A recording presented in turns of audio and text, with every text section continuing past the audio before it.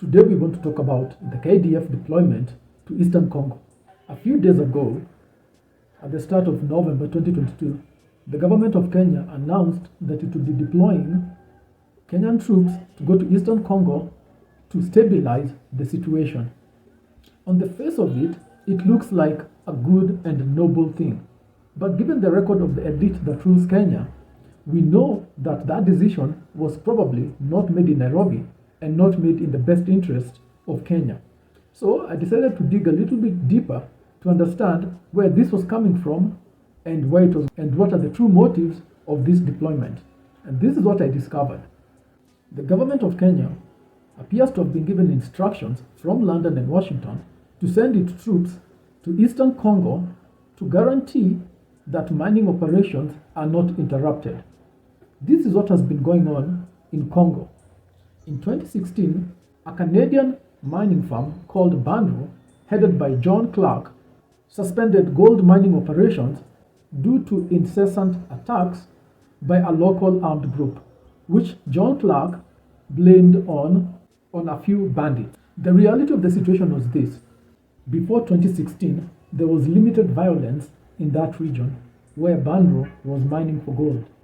In January 2016, there was a protest at the headquarters of Banro Mining Company by local villagers in the area that the Canadian company had been given a mining concession.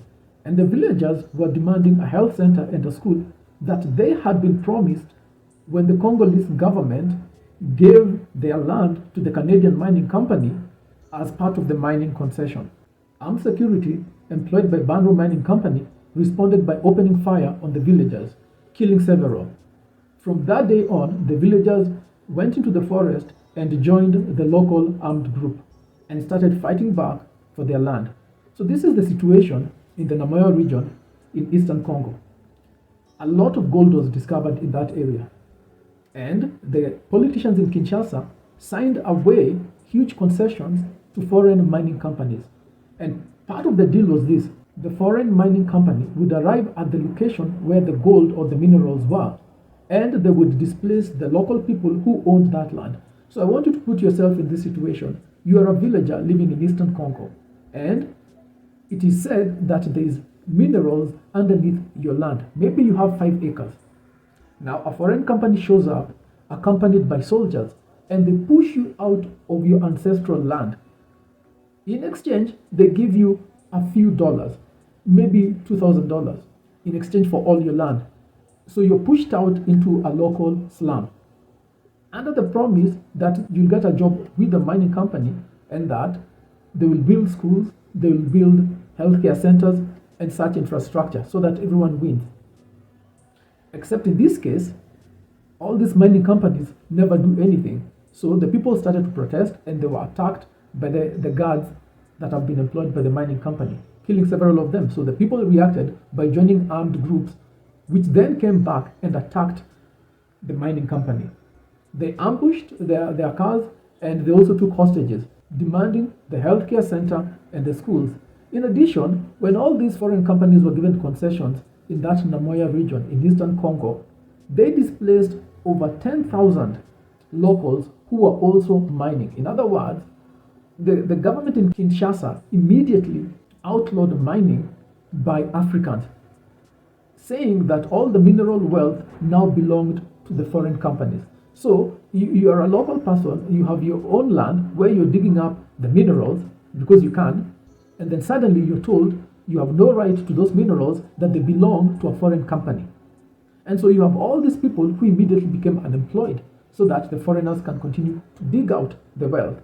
So this is the genesis of the continuing security crisis going on in Eastern and Southern Congo, whereby foreign companies have been given huge concessions to dig up the wealth of the country to the detriment of the local people who live in those locations, who are then outlawed from touching those minerals. And they lose all their land, they lose all their property in exchange for mere pittance. So it is a fight between the foreign mining companies on one side, allied with the corrupt politicians in Kinshasa, against the local people in Eastern and Southern Congo, who have now allied themselves with the armed groups that were roaming inside those forests. It is in this situation that the KDF is being injected in.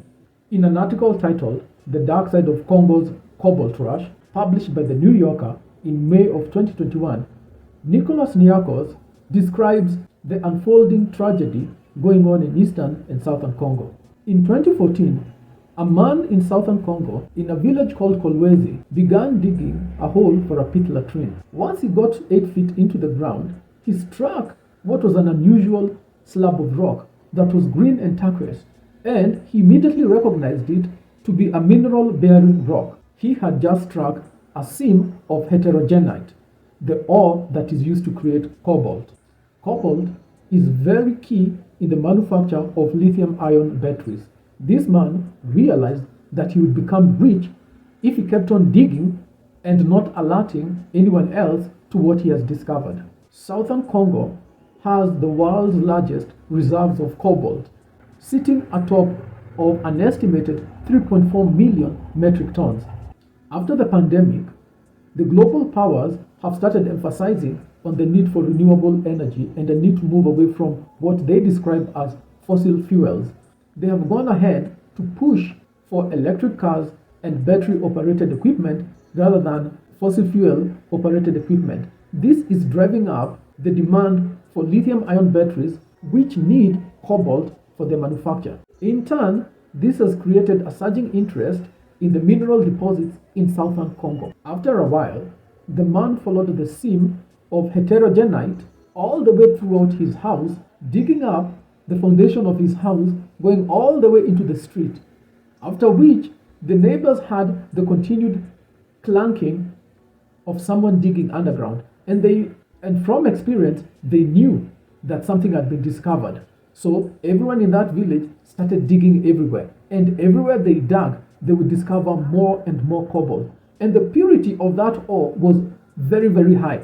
With time, word spread that huge deposits of cobalt had been discovered in that village, and the Lebanese, Indian, Arab, and Chinese traders showed up to purchase whatever minerals that were being dug up by the African villagers. And they would buy very low and sell very high, so that at all points it is foreigners who benefit from the mineral resources of Africans, because Africans appear not to have enough common sense not to sell to these foreigners. Rather than dominating the entire trade themselves, they opt to hand over raw ore to foreigners who then sell it at an even higher profit. As the word spread, the mayor of Kolwezi showed up demanding that the local people stop mining for cobalt.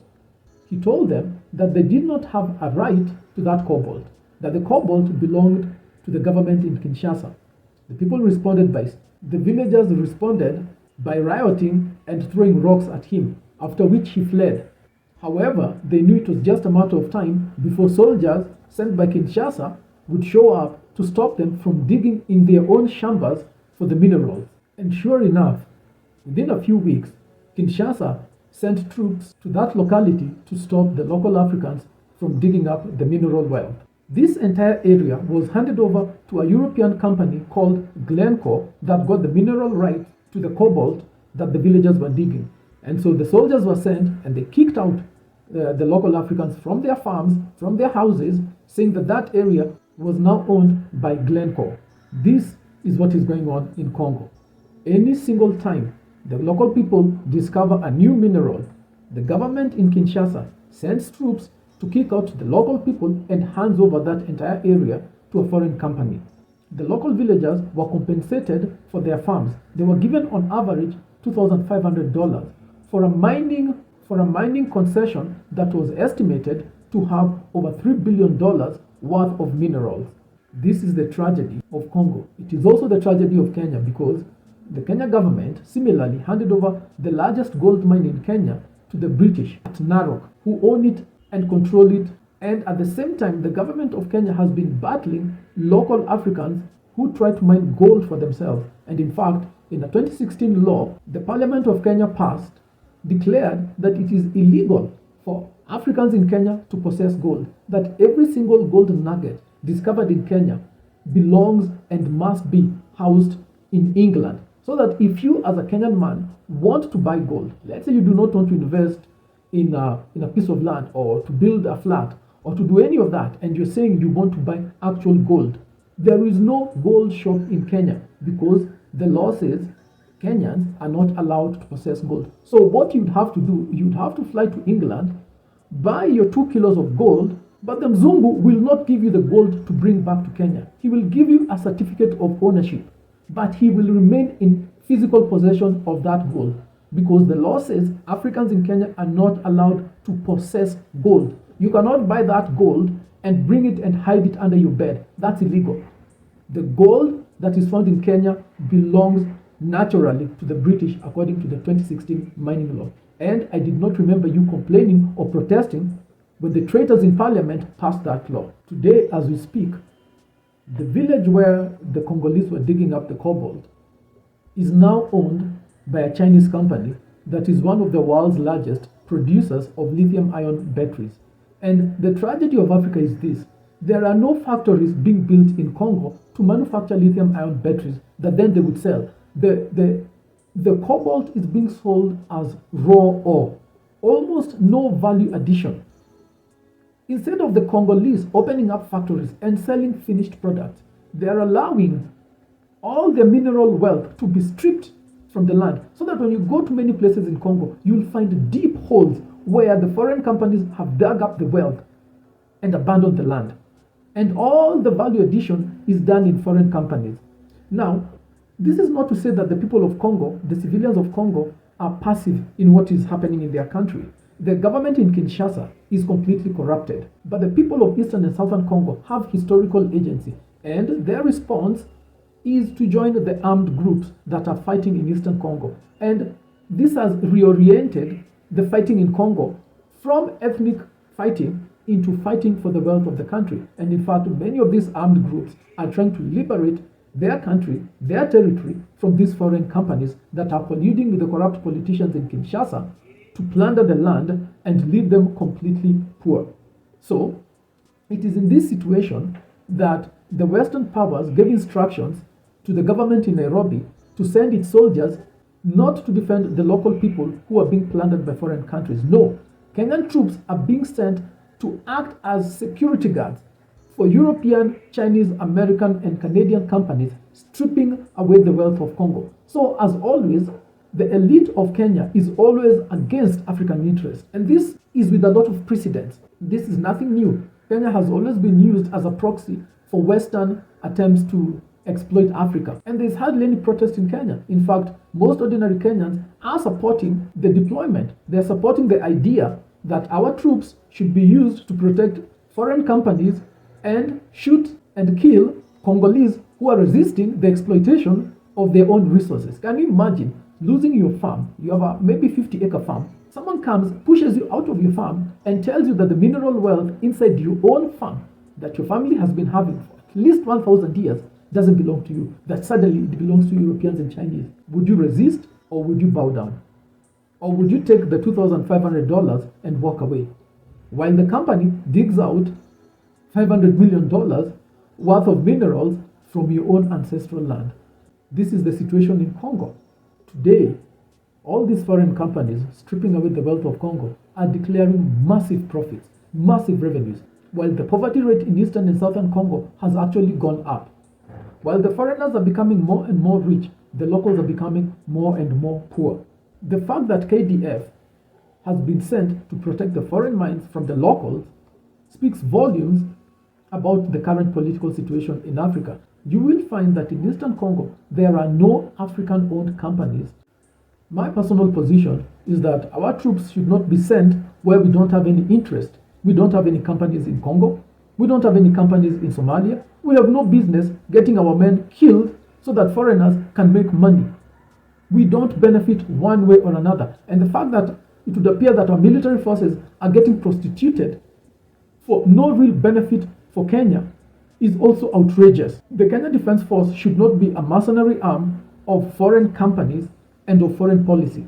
If the Chinese, the Canadians, the Americans, the Europeans want to defend their companies stripping away the wealth of Congo, they should send to Congo their own troops. Let them take the risk of waging war in order to rob those minerals. So by sending African troops in Congo to protect the foreign companies, it acts as a buffer, because if they were to send their own troops, Chinese troops and European and American troops, to protect those companies, then the situation that exists in Congo would be revealed for what it is. It is recolonization. It is reconquest by the West. It's the same thing. But when they send African troops from Kenya, it acts as a psychological buffer so that people are not really able to tell what's going on. They are going under the cover of bringing security. But security for who? It's not for the locals. The locals don't gain at all from the situation that is there. In fact, they are better off having the rebels in charge of that area, because the rebels allow them to mine and they split the proceeds. Under this current recolonization of Congo, the Africans in Congo are not allowed to touch the mineral well. So what happens is the tragedy that you find in Congo. Because there are no schools being built, there is no infrastructure being built, save for the roads that go straight into the mines and the airports. In fact, let me tell you, if you take a plane and overfly eastern and southern Congo, you will find very many airports. You will not find roads, you will not find railways. You will find very many airports.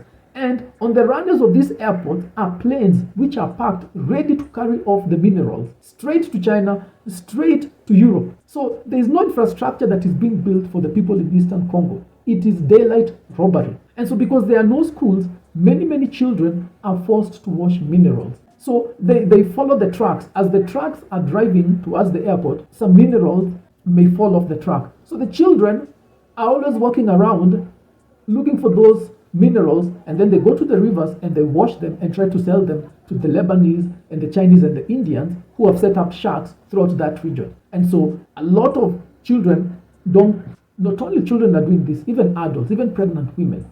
And we know that some of these minerals have toxic chemicals inside of them as a byproduct of the mining, and also because of the minerals themselves. So the rate of cancer, the rate of blood disease, autoimmune diseases that are developing as the result of handling these minerals is making a lot of people in eastern Congo very ill. But the KDF are not there to defend those people. They are there to defend the exploiters of eastern Congo. And this is the way Africans are played against other Africans by foreigners. And it always comes back to the same thing. Why is it so easy for foreigners to control African men? Because it is in the answer to that you discover why Africa is in the continued crisis that it is in. It is very sad for the people of Congo, and we wish them well, and we hope they resist to the maximum what's happening to their country.